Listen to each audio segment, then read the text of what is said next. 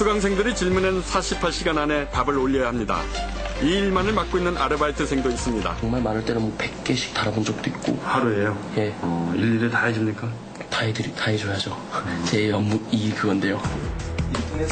책상 위엔 직접 개발했다는 교재들이 쌓여 있습니다. 학생들에게 인정받지 못하면 언제 나락으로 떨어질지 모르는 곳이 인터넷 강사의 세계라고 했습니다. 저희 업체에서만 역사 강의를 하시는 분만 8분이에요. 그다음에 이제 타 사이트나 이런 것도 보면 엄청나게 많으시고. 근데 이제 그런 분들 중에서 실제로 학생들이 수강을 하는 것은 동영상 쪽은 어떤 특정 선생님 한두 분한테 몰리거든요. 그렇기 때문에 그런 경쟁 구조에서 이제 살아남으려면 인터넷 강의 경력 1년 6개월.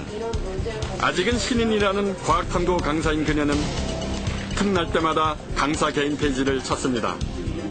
그리고 자신의 강좌를 몇 명이 들었는지 확인합니다.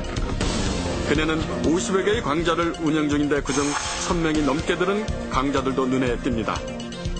제가 또 종합반 출신이라서요. 제가 단과보다도 이제 종합반 출신이라서 제가 많이 하더라도 뭐 100명 정도였었거든요. 그랬었는데 이제 오프라인을 딱 했었는데 저희는 매출로 금액이 나타나요. 근데 하루에 이번 겨울방학 때 겨울방학 시즌 오픈 딱 하자마자 애들이 수업 이제 판매되는 이 개수가 장난이 아니더라고요. 그래서 이러다가 어느 날 딱 갔는데 엄청나게 돈이 이렇게 확 이게 내 매출 금액이 맞아? 다시 한번 보고 공이 하나 된 거 아니야? 이렇게 해서 바로 부사장님께 문자를 드렸죠. 부사장님 저 오늘 하루 만에 얼마 벌었습니다. 지금 방금 그 강의. 지난해 겨울 그녀를 놀라게 했다는 강좌는 전국에서 2,000명이 넘는 학생이 수강했습니다. 강좌 중 단 1명, 2명 수강하는 경우도 있지만 전체를 합하면 14,000명이 넘었습니다.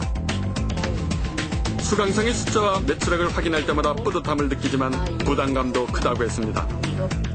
그런 걸 사실 부추겨요. 경쟁을? 네, 경쟁을 어찌 보면은 선생님이 가만히 있게를 안 해요. 내가 어느 순간 높아졌을 때는 또 다른 신인을 발굴하거나 좀 더 좋은 사람을 또는 주변에 물색하고 다니거든요. 분명히 그런 걸 알고 있기 때문에 제가 다른 선생님 강의를 듣죠. 그리고 언제나 만나면 그러니까 회사에 계신 분들이 공부하십시오. A사는 수강료의 23%를 강사료로 지급합니다. 수익은 0원부터 많게는 수억 원을 받는 사람까지 천차만별입니다. 반면 EBS 수능방송 강사료는 한 강의당 약 30만 원으로 동일합니다. 지난 2004년 이상수 씨는 EBS 수능 강의 출연 제의를 받았지만 거절했습니다. 자신의 능력을 인정받을 수 없다는 생각 때문이었습니다.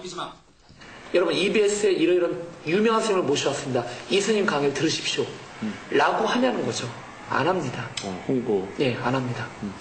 그냥 와서 들으면 좋고 안 들어도 손해할 거 없지 않습니까? 안 들어도 방송국도 손해 안 나고 찍은 강사도 손해 안 나고 아무도 안 납니다. 안 들어도. 사설교육방송은 안 들으면은 바로 망합니다. 저 소득이 제로입니다. 회사도 제로되고. 그러니까 회사도 죽기사기로 홍보하는 거고 강사도 죽기사기로 홍보하는 겁니다. EBS에서 소설업체로 자리를 옮겨 인기를 끌고 있는 강사들이 적지 않습니다. 이상수 씨는 EBS 수능방송이 강사들의 경력만 쌓아주고 있다고 지적했습니다.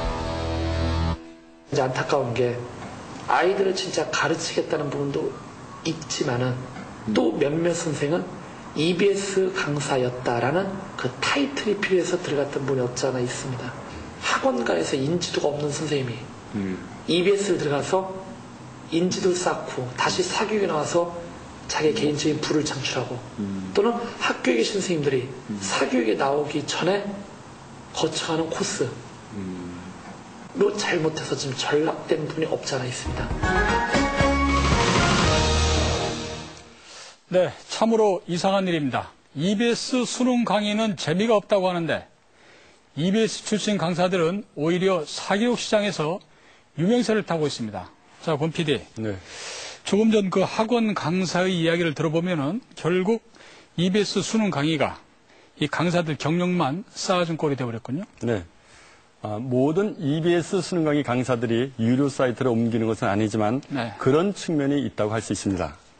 학원가에서는 EBS 수능 강의 강사 자리가 인기가 있는 이유로知名도를 높여 몸값을 올릴 수 있기 때문이라고 말합니다.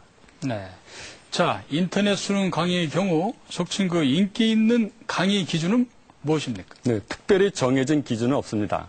다만 업계에서는 1년에 보통 10,000명 이상이 접속해 강의를 들으면 인기 있는 강의로 봅니다. 자, EBS 수능 강의를 단체로 보는 학교가 이 감사원 결과에서도 시행 초기보다 68%나 줄었다고 하지 않습니까? 그렇죠. 자, 이번 설문조사에서는 그 이유가 무엇으로 나타났습니까? 네. EBS 수능 강사에 대한 만족도가 높지 않다는 점입니다. 네. 설문조사 결과 유료 사이트 강사에 대한 만족도가 89.2%인 것에 비해 EBS 수능 강사는 54.9%밖에 되지 않았습니다. 네. EBS 수능 강사는 엄선해서 뽑은 실력 있는 강사들입니다. 그러나 유능한 강사들도 EBS 수능 강의를 진행하는 것이 쉽지 않다고 말합니다. 네. 왜 이런 결과가 나타나는 것인지 제작 현장을 찾아갔습니다. 지난 3월 EBS 수능 강의 스튜디오에서 한 논술 강사를 만났습니다.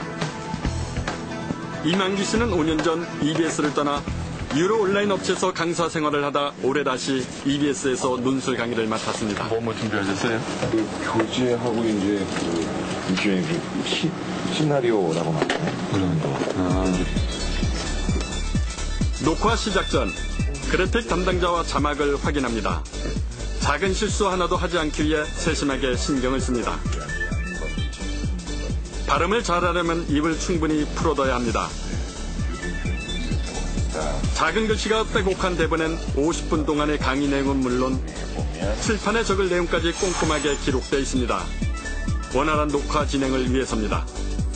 일반 사설 사이트 가면은 이거 아니야. 그냥 제 마음대로 가면 되는데 여기서는 서로 약속을 하고 가지 않으면 화면 띄우는 거 이런 게 전부 카메라 이런 그 무비